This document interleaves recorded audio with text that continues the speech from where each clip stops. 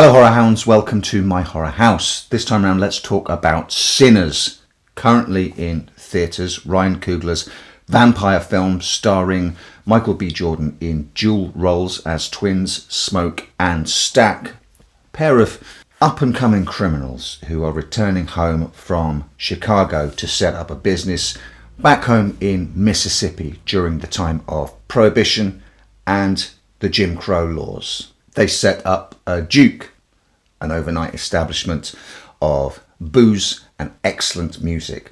And while they're there on that opening night, they come under siege from vampires. So, the most direct comparison, and apparently Ryan Coogler did draw inspiration from it, is From Dusk Till Dawn. You have a pair of criminal brothers in an overnight drinking establishment and a small group of people under siege versus vampires. I want to say two things straight off the bat about Sinners. First, the Dusk Till Dawn comparison. It doesn't ever get as crazy and wild as From Dusk Till Dawn does. It's not that kind of movie. Second, oh my gosh, this movie looks beautiful. I was just drinking it in with my eyes. Very much like From Dusk Till Dawn, the vampires are the second half of the movie. The first half of the movie is spending time with all the characters we need to get to know and love. Sitting in my theatre seat thinking, do you know what? If there weren't vampires in this movie, I would happily spend the second half of this runtime with these people, with the characters. I was thinking, if they developed this into a sort of prestige HBO miniseries, I'd watch 8 hour-long episodes of this. I love all the characters. All the actors are absolutely perfect. The realization of the 1930s Mississippi setting, it's like you're in there. The weirdest comparison I felt while I was watching it was Red Dead Redemption 2.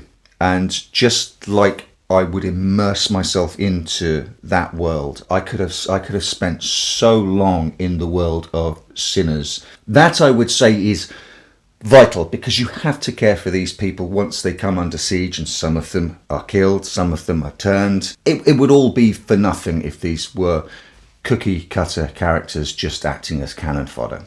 Once the siege happens, as I mentioned, it is not at all gonzo like From Dusk Till Dawn is. But how are the vampires?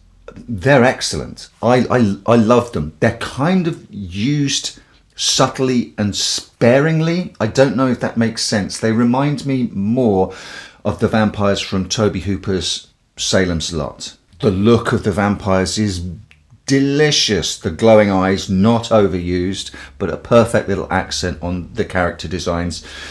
The teeth are fantastic, but they can pass for humans. There are a couple of fantastic scenes, just little moments where someone is talking to a vampire and they just think they're talking to a normal person, and then the teeth are kind of subtle enough, but when there's a smile or something, the human realizes, there's something off here. I don't like it. I'm getting bad juju off this person.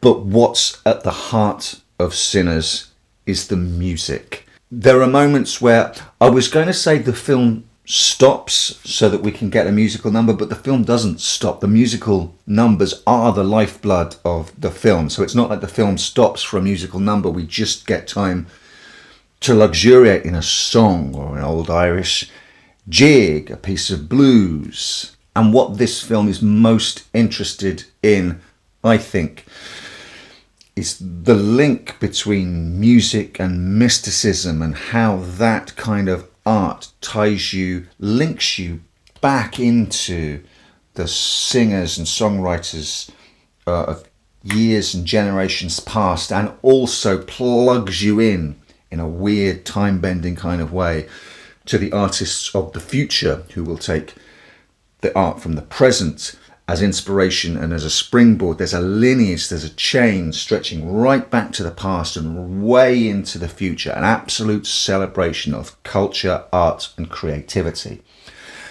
And the most fascinating thing for me is that the vampires, when you get turned, they have this sort of shared consciousness.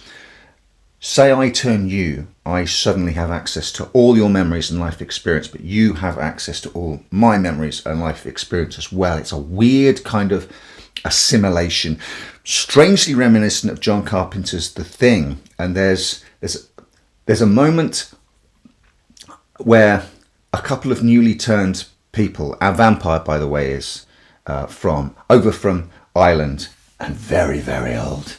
There's a moment where a couple of newly turned people are suddenly able to play instruments and sing an old Irish folk tune with him in harmonies, simply because he knows how to do it. So suddenly they all know how to do it. And I was lying in bed this morning and had the craziest notion that maybe part of Sinners is about creativity, and as compared to generative AI.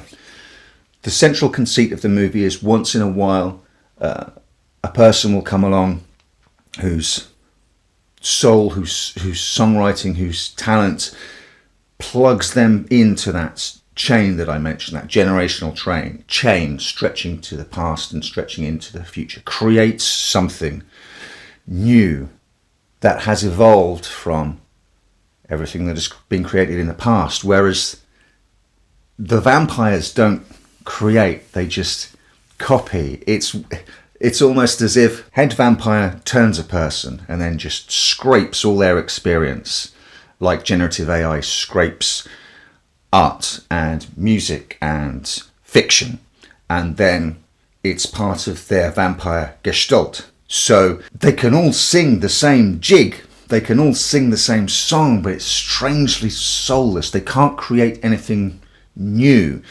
To have something new, they have to scrape the experience of someone else and absorb them into the collective.